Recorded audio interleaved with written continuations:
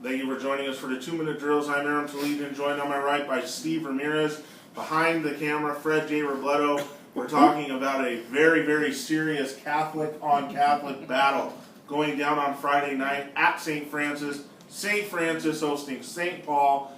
This one, boy, I mean, it was really set up last week, really set up nicely last week by the results these two teams put up. They threw the Angeles League into complete chaos. Yeah. I'll have a story about that this week, and we'll tell you why. St. Francis was 0-2 in league going into last week's game against Cathedral, which was undefeated on the season and everyone's favorite to win the league. St. Francis wins the game and they win it big. Now people will say Cathedral had suspensions. And they did. Yes, they did.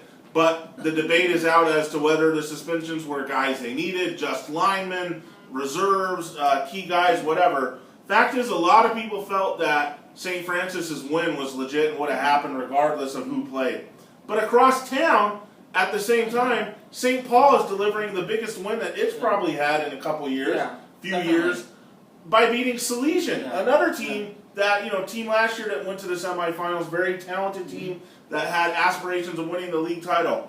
What that does now is create a situation where, St. Francis is 1-2 in league, but they're the favorite in this game. They'll be the favorite next week against, I believe, LaSalle. Yes. St. Paul is 2-1 in league, 5-3 overall. They're currently sitting there tied at second place with Cathedral. St. Paul has a legit chance to make the playoffs. St. Francis, if it just wins out, at the very least makes the playoffs. Maybe if there's chaos elsewhere, they might even tie for a league championship. And there's 3 guaranteed spots from this league, right? Yeah, there's 3, and most people would say 4, Freddie, because there's only one at-large berth. It would almost in the have to Southeast come from Division. here. Yeah, this is the best league in the Southeast Division by far. So you would think they've got 4 teams ranked right in the top 10, and it's Harvard, Westlake, St. Francis, and Cathedral. I mean, you're not even getting Salesian in there. St. Paul's not even mentioned. I mean, you're 5 teams deep. Yeah, I mean, St. Paul, this is... Poor LaSalle. These next 2 weeks are really big for St. Paul. I think they have to win one of these 2 games.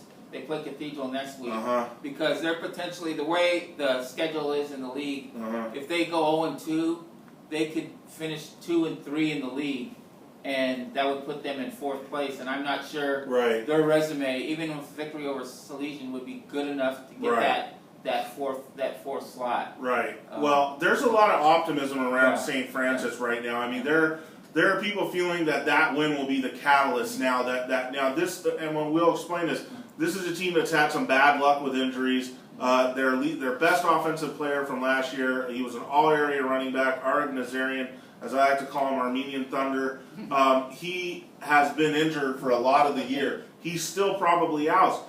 But Jace Herrick, relative of Jim Herrick, the former UCLA coach, stepped in last week, and they say he's looking like a really big-time running back.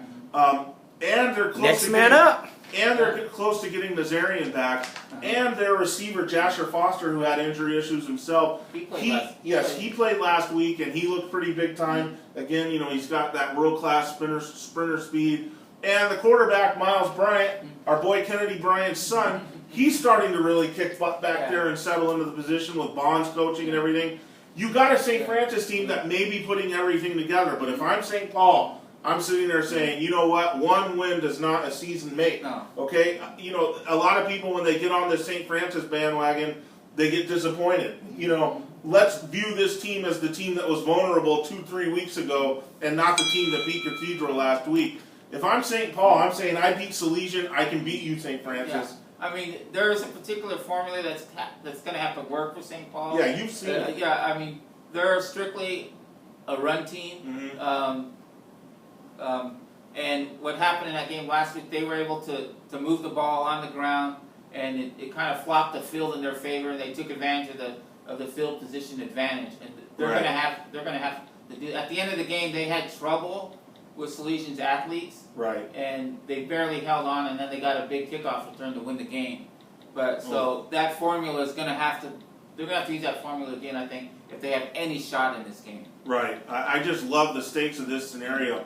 I got to tell you guys, I think this St. Francis team, I'm in the camp of thinking they're about to put everything together. And if they do, despite all that's happened, no matter where they enter the playoffs, if they're an at-large all the way up to a league champion that wins a coin flip and goes in as a number one, nobody in this division is going to touch them if they put everything together. Nobody? No, nobody. If Lamorada's in this division. But you have to listen to my caveat. If they put everything together, that's the big if. We're going to find out on Friday night if they're doing just that. If they can follow that win over Cathedral by waxing St. Paul, then you know you got a real beast going into the playoffs, and they're going to be something to be messed with, especially if Nazarian comes back next week or at the start of the playoffs, and then you have Jace Herrick and Nazarian running the ball to go with Bryant throwing to Foster, to go with that defense. This just looks and feels like a team that had its drama, that had its problems. Now they're putting it together at the right time of year. And it's going to be good night, Irene, if they do. So I got them in this game, Stevie, and I got them pretty big. I think that they're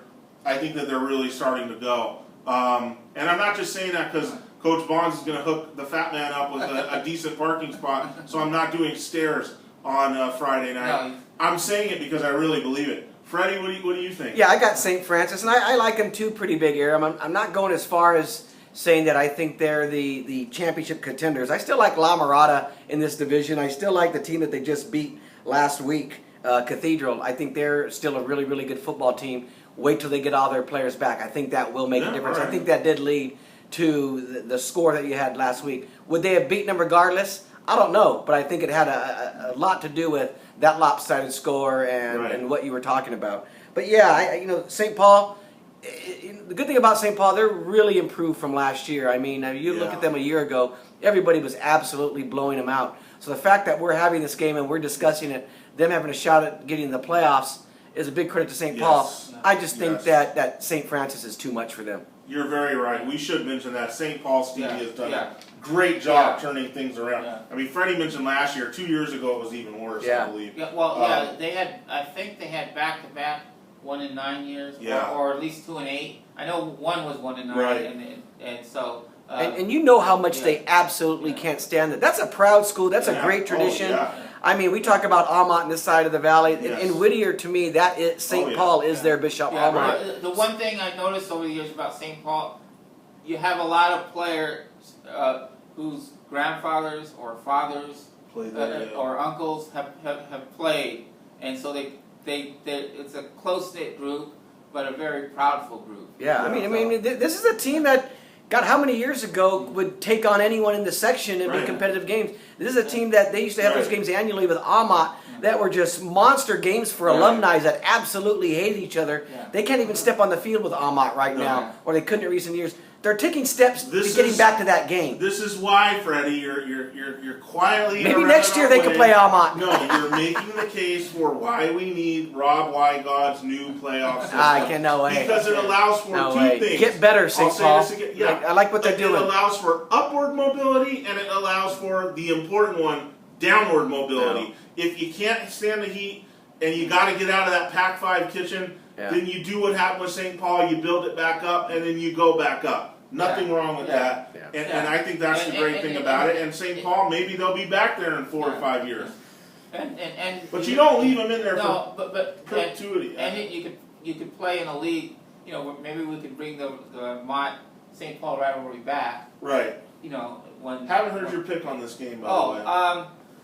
I'd like to pick St. Paul, but just the way St. Francis has played last week, I think it'll be a competitive game. I just don't think they have enough from athletic point to slow down. Okay, 20 seconds, wrap it up. Okay, well, Freddie and I and Stevie, we all have St. Francis. That means the Swordsman will probably be right in this thing. Get out there on Friday night. This is going to be a big one.